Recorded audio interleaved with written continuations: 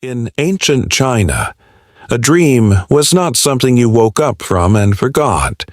It was something you reported to the government, officially, in writing, because they believed what came to you in the night was too important to ignore.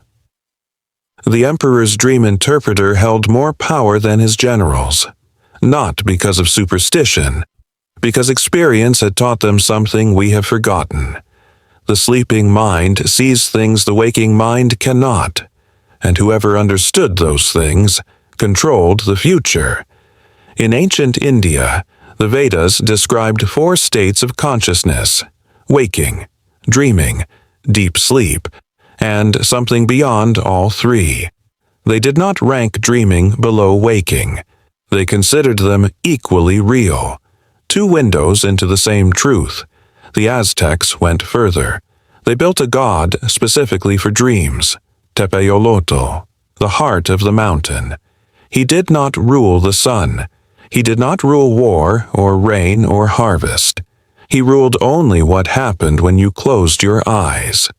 They thought that was worth a god of its own. In the Islamic world, the Prophet Muhammad received divine guidance through dreams. This was not metaphor. This was doctrine. Dream interpretation became a formal science. Scholars spent entire lifetimes studying it, writing manuals, building systems, because they believed the night carried messages from beyond the waking world. Native American nations sent their young people into the wilderness alone. No food, no shelter, no company.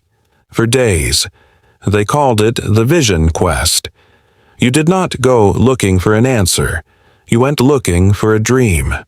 Because only in that state, stripped of everything, could the truth finally reach you.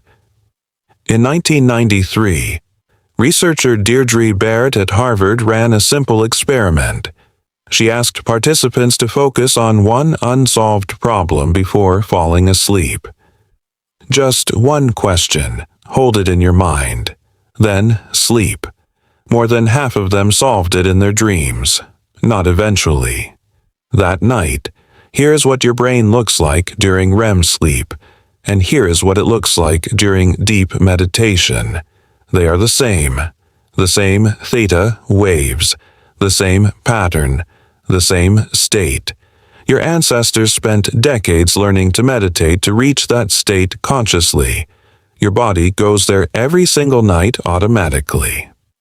For free. Neuroscientist Rosalind Cartwright spent 30 years studying what dreams actually do.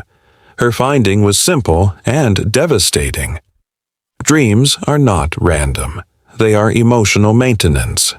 Every night while you sleep, your brain takes the painful memories of the day and files them differently, strips the emotion out, processes them, makes them survivable.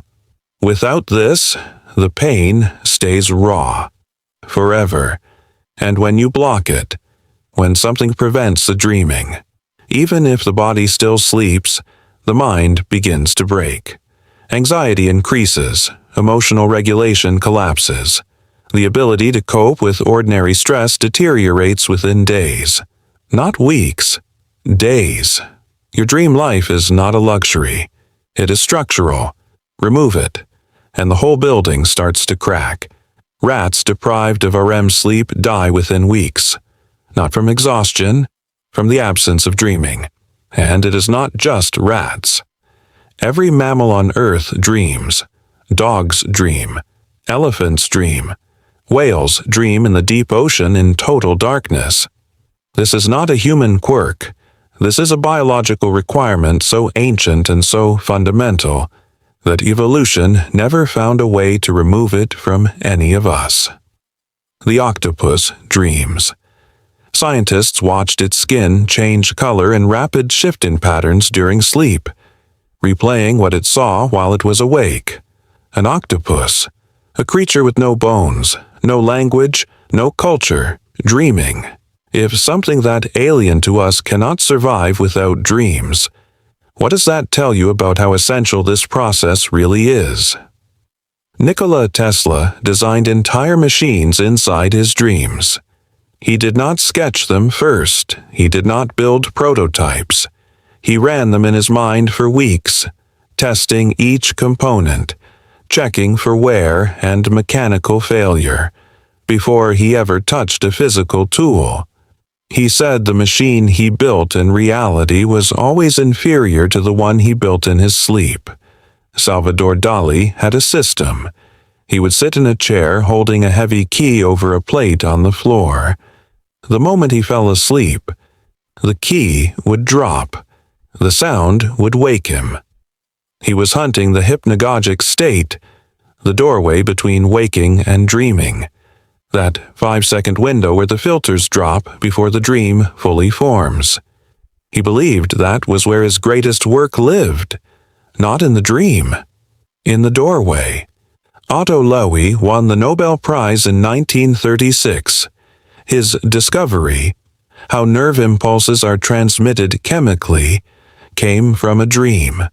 He woke up at 3 a.m. and scribbled it down, but the notes were illegible by morning, so he went back to sleep.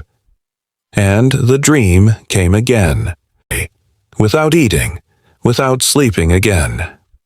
The experiment worked on the first attempt. A Nobel Prize from a dream he almost forgot. Mary Shelley was 18 years old when she dreamed Frankenstein. Not the outline, not a vague idea, the entire concept. A scientist who creates life and cannot control what he has made. She woke up in the dark and wrote immediately, because she understood what every ancient culture already knew. If you do not write it down the moment you wake, it is gone. And what was gone that night might have been the most important thing you will ever think. 3 days before he was assassinated. Abraham Lincoln told his cabinet about a dream. He was aboard a ship, moving rapidly toward a dark and indefinite shore. He had dreamed this before every major event of the Civil War. He told them this at breakfast, calmly, as a matter of fact. 3 days later, he was dead. He did not dismiss the dream. He reported it, like a Chinese official writing on a scroll, because some part of him still understood what we have forgotten. The Greeks built temples specifically designed to extract information from the dreaming mind. They called them Asclepions. And you did not simply walk in and lie down. You prepared for days. You bathed in sacred water. You offered sacrifices. You drank herbs prepared by priests. You were led into the innermost chamber, the abaton, where no light reached, where the ritual could finally begin. And in the dark, the priests walked among you, slowly, silently. They leaned down close to your ear, and they whispered, guiding the dream, steering it toward the question you came to answer. This was not superstition. This was a technology, developed over centuries, refined through thousands of patients, thousands of dreams, thousands of cures carved into stone so the next generation would know what worked. In the morning, a dream interpreter would sit with you for hours, not minutes, hours. Every symbol examined, the snake, the bird, the door, the hand. Nothing dismissed, nothing treated as random, because they had learned over generations that the dreaming mind does not produce noise.